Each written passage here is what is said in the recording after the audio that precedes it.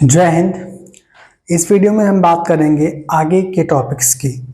जैसा कि पिछले वीडियो में हमने बताया था कि इंडिया के कौन कौन से मेजर फिजियोग्राफिक डिवीजन्स हैं, तो इसमें आपको बताया मैंने कि सबसे पहला है हिमालय रेंज, उसके बाद में उत्तर के विशाल मैदान मतलब northern plains of India, central plateau, western desert, फिर कोस्टल रीजन्स या कह सकते हैं वेस्टर्न घाट और ईस्टर्न घाट, इन सब की बात हुई थी। और इसके अलावा जो हमारा मेजर फिजियोग्राफिक डिवीजन है वो है द आइलैंड्स में। टोटल मिलाकर 6 प्रकार के फिजियोग्राफिक डिवीजन्स थे इंडिया के, तो सबको एक एक करके हम समझते हैं। तो सबसे पहले इसको समझने से पहले एक चीज़ आपको जान लेना चाहिए कि भारत में कौन कौन सी माउंटेन रेंजेज हैं। तो एक एक को बारी बारी से बताते हैं।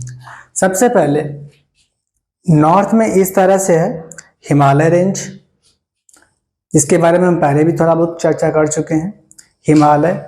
फिर राजस्थान में है अरावली रेंज, ऊपर हिमालय रेंज, राजस्थान में अरावली रेंज। इसके अलावा मध्य प्रदेश में पड़ती है हमारी विंध्याचल रेंज, और इसी के ठीक नीचे है सतपुड़ा रेंज। सतपुड़ा रेंज ये काफी पहले ही बन चुकी थी, लगभग उस समय जिस समय का अरावली माउंटेन है, अरावली माउंटेन रेंज है। भारत के इस वाले हिस्से में अगर मैप को आप सामने देखें तो लोअर पार्ट में जो इंडियन पेनिनसुला है उसके इस वाले हिस्से में है वेस्टर्न घाट और इस वाले हिस्से में है ईस्टर्न घाट। अब बारी बारी से सभी की थोड़ी सी विशेषताओं के बारे में चर्चा कर लेते हैं। हिमालय जो रेंज है, हिमालय रेंज में जो सबसे वर्ल्ड की हाईएस्ट माउंटेन पीक है जिसका नाम है माउंट एवरेस्ट, जिसकी ऊंचाई है 8,848 मीटर्स। ये दुनिया की सबसे ऊंची माउंटेन पीक है। इसके बाद जो हमारी इंडिया की जो हाईएस्ट माउंटेन पीक है वो है K2, जिसको गॉडविन ऑस्टिन के नाम से भी जानते हैं। इसकी जो ऊंचाई है वो है 8,611 मीटर्स, जो कि प्रेजेंट डे में POK रीजन में पड़ती है, लेकिन ये है हमारे भारत का ही हिस्सा। तीसरी जो बड़ी या ऊंची चोटी है, जो माउंटेन पीक है, वो है हमारी कंचनजंगा, जो सिक्किम में है। इसके अलावा अरावली की जो माउंटेन पीक हाईएस्ट है उसका नाम है गुरु शिखर पे, माउंट आबू पे गुरु शिखर है। फिर वेस्टर्न घाट और ईस्टर्न घाट। वेस्टर्न घाट की जो सबसे ऊंची माउंटेन पीक है जिसका नाम है कलसुबाई। कौन सी है? कलसुबाई। ये केवल सह्याद्री रीजन की बात कर रहा हूँ। फिर जब वेस्टर्न घाट और ईस्टर्न घाट, ईस्टर्न घाट की जो सबसे ऊंची माउंटेन पीक है जिसका नाम है महेंद्रगिरी, तो ये दोनों आपस नीचे मिलती हैं तमिलनाडु केरला रीजन में। तो वहां पर पेनिनसुला इंडिया की सबसे ऊंची माउंटेन पीक बनती है जाकर, जिसको बोलते हैं अनाईमुडी। क्या बोलते हैं? अनाईमुडी। इसके अलावा इसी के जस्ट ऊपर थोड़ा अगर बढ़ेंगे तो उसमें पड़ेगा दोदा बेटा। दोदा बेटा पेनिनसुला इंडिया की सेकंड हाईएस्ट माउंटेन पीक है। जो फर्स्ट हाईएस्ट माउंटेन पीक है पेनिनसुला इंडिया की, उसकी ऊंचाई है लगभग 2695 मीटर। कितनी है? 2695 मीटर्स। और जो दोदा बेटा है ये सेकंड हाईएस्ट है, इसकी भी ऊंचाई 2600 मीटर्स से थोड़ी सी ज्यादा है। ये एक फेमस पेनिनसुला इंडिया का हिल स्टेशन भी है। फिर विंध्याचल रेंज में, विंध्याचल रेंज में जो सबसे ऊंची माउंटेन पीक है उसका नाम है माउंट गुडविल। क्या नाम है? Mount goodwill. सतपुड़ा रेंज की बात कर लेते हैं। सतपुड़ा रेंज में जो सबसे हाईएस्ट माउंटेन पीक है उसका नाम है अमरकंटक। अमरकंटक कई नदियों का सोर्स है, जैसे नर्मदा रिवर एक भ्रंश घाटी से होकर बहती है, जो अरेबियन सी में गिरने वाली सबसे बड़ी नदी है इंडिया की। और यहीं से एक नदी निकलती है, सोन रिवर। सोन रिवर हमारी ये गंगा की ट्रिब्यूटरी है। जो हमारे नॉर्दर्न प्लेन में गंगा रिवर है, उसकी ये ट्रिब्यूटरी के रूप में बहती है। फिर यहीं से एक और रिवर निकलती है जिसका नाम है महानदी रिवर। महानदी रिवर गिरती है आकर ईस्ट में बहती है इस तरह से, जो कि गिरती है बे ऑफ बंगाल में। अब हिमालय के ही बारे में थोड़ा सा और आगे जानते हैं। जैसा कि आपकी एनसीईआरटी किताब में बताया गया है, हिमालय की सबसे पहले विशेषताओं के बारे में चर्चा करेंगे। हिमालय के बारे में कुछ चीजें हम पहले ही बता चुके हैं जो शायद इस एनसीईआरटी में नहीं दे रखी हैं, वो आगे की क्लासेस में आप पढ़ेंगे। तो चलते हैं आगे। जो हमारी हिमालय रेंज है, हिमालय रेंज का जो फॉर्मेशन है या जो निर्माण है, आज से लगभग 60 मिलियन ईयर्स पहले हुआ था। कब हुआ था? 60 मिलियन ईयर्स पहले हुआ था। मतलब 60 मिलियन साल पहले से ये बन रही थी। और इसका जो निर्माण है, मतलब 1 मिलियन ईयर्स, मतलब 1 मिलियन ईयर अगो ये बन के कंप्लीट हुई। और तभी भी कंप्लीट तो नहीं कह सकते, क्योंकि ये भी आज भी अपनी यंग स्टेज में है और आज भी थोड़ा थोड़ा ये ऊंचाई की तरफ बढ़ता हुआ नजर आता है, क्योंकि आज भी यहाँ पर जो प्लेट के मूवमेंट्स हैं फर्दर आगे मूव करते हैं। तो जब ये बनना शुरू हुआ था उस समय एज था Eocene period. Eocene period geological period का ही एक हिस्सा है। फिर इसके बाद में प्लीस्टोसीन पीरियड। ये दोनों ही पीरियड हमारे टर्सरी और क्वाटरनरी जियोलॉजिकल टाइम का हिस्सा है। तो इसीलिए हिमालय को कई बार टर्सरी माउंटेन की श्रेणी में भी रखा जाता है। और जैसा कि बताया, ये नया बना हुआ है, प्लेटों के टकराव की वजह से बना है, तो इसको बोला गया न्यू फोल्ड माउंटेन। जो प्लेटों के टकराव से ऊपर उठ जाते हैं उनको फोल्ड माउंटेन या फिर वलित पर्वत कहा जाता है। फिर सोर्स ऑफ पेरिनियल रिवर्स। जो हिमालय रेंज है बहुत सारी नदियों का सोर्स है। Even though Himalaya mountain range साथ में हिंदुकुश माउंटेन रेंज, इन दोनों को मिला के बोलते हैं third pole of the earth, क्योंकि यहाँ पर इतने सारे ग्लेशियर्स हैं जो बहुत सारी नदियों को जन्म देते हैं। इसके अलावा इन पर हमेशा बहुत सारी बर्फ जमा रहती है साल भर। और जैसा मैंने बताया कि बहुत सारी पेरिनियल रिवर्स को जन्म देते हैं, मतलब बहुत सारी पेरिनियल रिवर्स, मतलब वर्ष भर बहने वाली जो नदियां होती हैं उनको पेरिनियल रिवर की कैटेगरी में रखा जाता है। जैसे कि गंगा, यमुना, घाघरा, गंडक, कोसी, सिंधु, सतलज, बीज, झेलम, ये सारी रिवर्स हमारी हिमालय माउंटेन रेंज से ही निकलती हैं। अब हिमालय और क्या काम करता है? हिमालय क्लाइमेट डिवीजन का भी काम करता है, क्योंकि इस साइड में अगर हिमालय रेंज है, इंडिया के ऊपरी हिस्से में हिमालय रेंज है, यहाँ पे पामीर नॉट है और इधर हिंदुकुश माउंटेन है। तो ये क्या करता है? इंडिया को या इंडियन सब कॉन्टिनेंट को, इंडियन सब कॉन्टिनेंट में पाकिस्तान भी आता है, इंडिया भी आता है, बांग्लादेश भी आता है, तो इन सभी को रेस्ट ऑफ एशिया से अलग कर देता है। मतलब ऊपर का एशिया एक तरफ और नीचे का एशिया एक तरफ। तो ये इतना ऊंचा है कि साइबेरिया से चलने वाली ठंडी हवाओं को ये भारत में नहीं पहुंचने देता है, जिसकी वजह से वहाँ की बर्फीली हवाओं से हम बच जाते हैं। अगर ठंडी के दिनों में हिमालय को मात्र 2-3 मिनट के लिए भी हटा दिया जाए तो इतनी ठंडी हवाएं बहेंगी कि यहाँ की आबादी आधी से ज़्यादा साफ हो जाएगी, मतलब जिंदा ही नहीं बचेंगे। इतनी ठंडी हवाएं वहाँ से इधर बहती, क्योंकि हम लोग उस टेम्परेचर के लिए अनुकूलित नहीं है, फेवरेबल उस टेम्परेचर के लिए नहीं है, और हमारी बॉडी इतना सडन टेम्परेचर चेंज बर्दाश्त नहीं कर सकती है।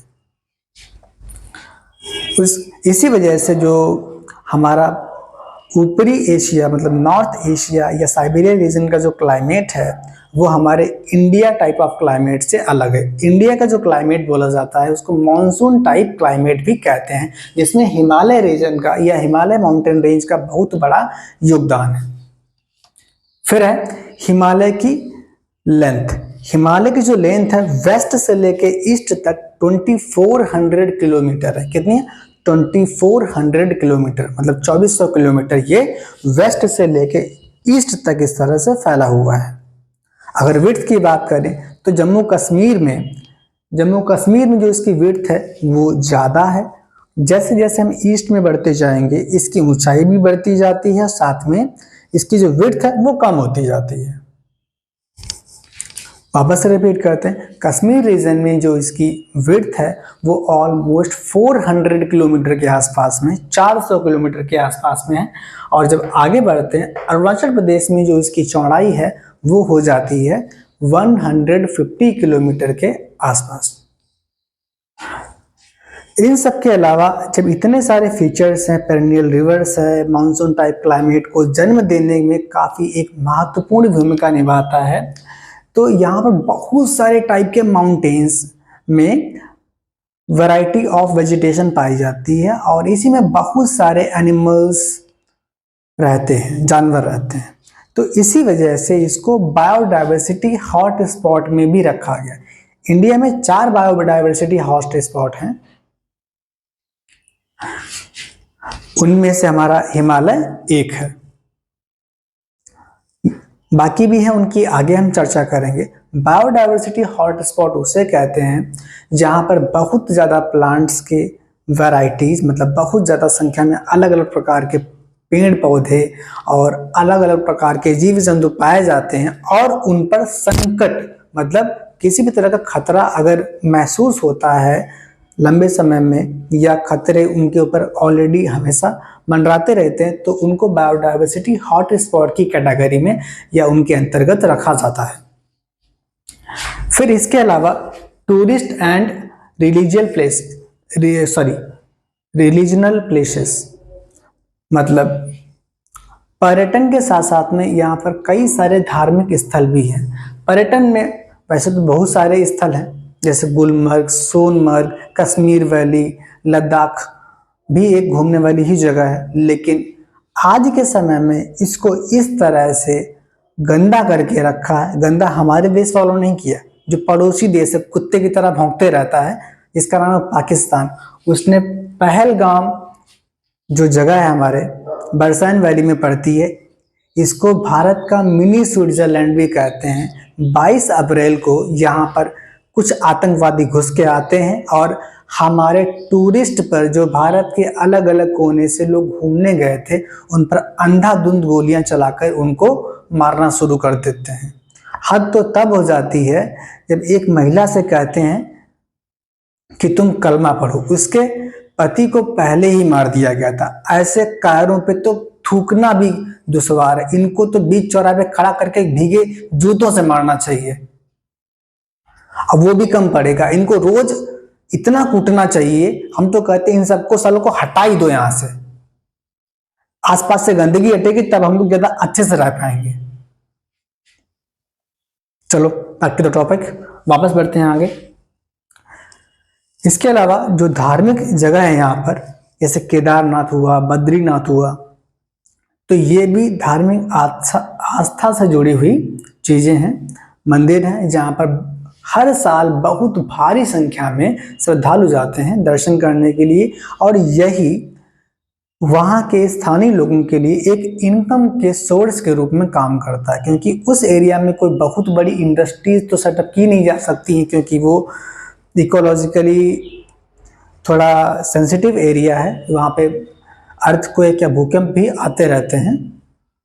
तो इस वजह से बहुत भारी मात्रा में वहाँ पे उद्योग को स्थापित नहीं कर सकते हैं। इस वजह से यहाँ पे पर्यटन ही एक मुख्य स्रोत है जीविका चलाने का, मतलब इनकम का। फिर इसके सब डिवीजन की ओर बात करते हैं। पहला सब डिवीजन में बताया था ट्रांस हिमालय। ट्रांस हिमालय जो है हिमालय के बनने से पहले ही बन गया था। जब हिमालय की बाकी माउंटेन रेंजेस का निर्माण शुरू भी नहीं हुआ था, उससे पहले ये जब प्लेट, इंडियन प्लेट उसकी तरफ, यूरेशियन प्लेट की तरफ मूव कर रही थी, तो ये बनना शुरू हो गया था। कौन सा? ट्रांस हिमालय। ट्रांस हिमालय में ही एक हमारा सियाचिन ग्लेशियर है। वैसे तो इसमें बहुत सारे ग्लेशियर्स हैं, बाल्टोरो, बीएफओ और बतूरा। जो सबसे महत्वपूर्ण ग्लेशियर है वो है हमारा सियाचिन ग्लेशियर। सियाचिन ग्लेशियर दुनिया में सबसे ऊंचा युद्ध स्थल है। मतलब दुनिया में इतनी ऊंची कोई दूसरी जगह नहीं है जहां पे लड़ाई होती हो। और ये लड़ाई किस में होती है? इंडिया और पाकिस्तान। क्योंकि एक बार पाकिस्तान इंडिया के सियाचिन ग्लेशियर में घुस के आ गया था, जबकि एक समझौते को तोड़कर। फिर कायरो ने छुपकर गोलियां चलाई थी भारतीयों पर, इसमें से बहुत से इंडियन सोल्जर्स शहीद भी हुए थे। लेकिन उस युद्ध में भारत की विजय हुई थी, उसमें ऑपरेशन मेघदूत भी चलाया गया था। फिर इसी में हमारी है काराकोरम रेंज। काराकोरम रेंज में माउंट K2, जिसको गॉडविन ऑस्टिन के नाम से जानते हैं, वो हमारे भारत की सबसे ऊंची माउंटेन पीक है। मतलब सबसे ऊंची पर्वत चोटी है, जिसकी ऊंचाई 8,611 मीटर्स है या 8,611 मीटर्स है। इसके अलावा इसमें और जो इम्पोर्टेंट माउंटेन रेंज है, काराकोरम, लद्दाख, जास्कर।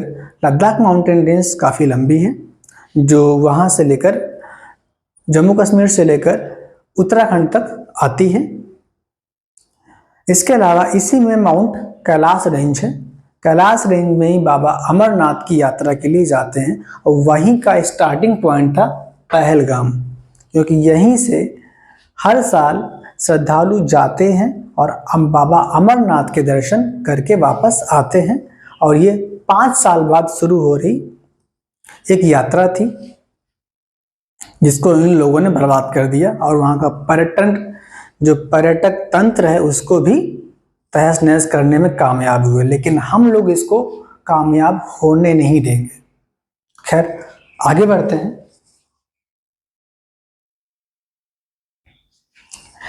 इसके बाद है हिमाद्री रेंज।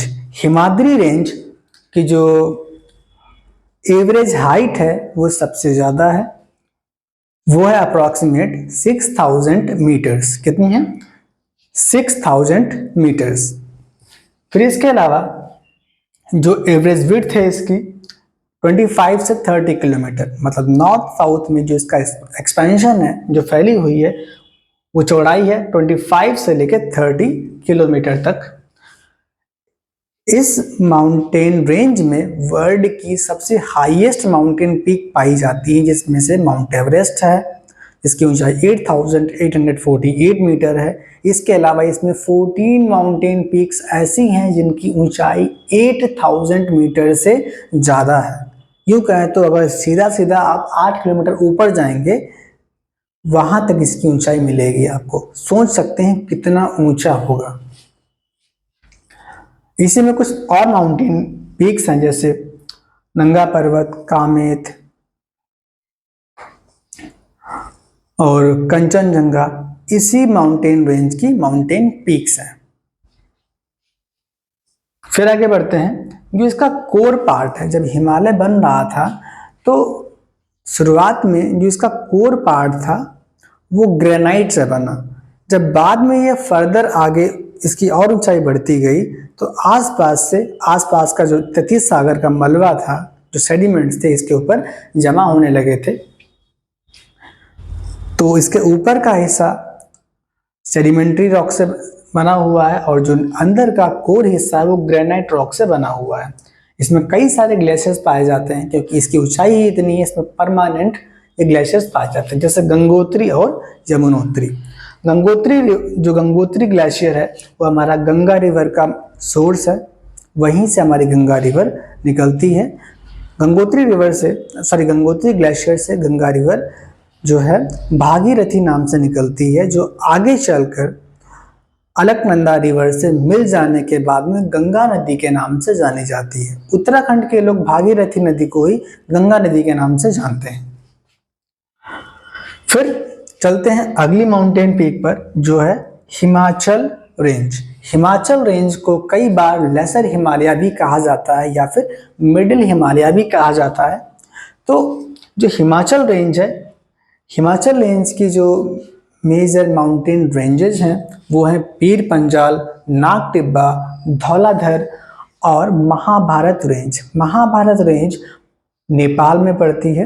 इसके अलावा पीर पंजाल, नाग टिब्बा और धौलाधर हमारे भारत का ही हिस्सा है। पीर पंजाल और ग्रेट हिमालय के बीच में हमारी कश्मीर वैली है। धौलाधर जो माउंटेन रेंज है, इसी पर हमारा शिमला बसा हुआ है। फिर मसूरी, नैनीताल, रानीखेत ये भी हिमाचल माउंटेन रेंज के ही हिस्सों में पड़ते हैं। फिर इसके आगे चलते हैं शिवालिक रेंज। शिवालिक रेंज की जो एवरेज हाइट है वो बाकी माउंटेन रेंजेस से कम है और ये कॉन्टिन्यूअस भी नहीं है, छूट छूट के बनी हुई है। ये यहाँ एक माउंटेन यहाँ है, फिर छोड़ दिया, फिर आगे है, इस तरह से ये कॉन्टिन्यूअस नहीं है। इसमें कई सारी वैलियाँ पाई जाती हैं। जो शिवालिक और मिडिल हिमालय के बीच में वैली जो पाई जाती है, जो घाटियाँ पाई जाती हैं, उनको दून और द्वार के नाम से जानते हैं। वेस्ट में बोलते हैं दून और ईस्ट में बोलते हैं द्वार। जैसे देहरादून उसी का एक हिस्सा है। देहरादून, कोटली दून, पोटली दून, ये सारे हमारे इसी की वैलियों के प्रमुख हिस्से हैं। मतलब ये हमारी एक वैलियाँ ही हैं।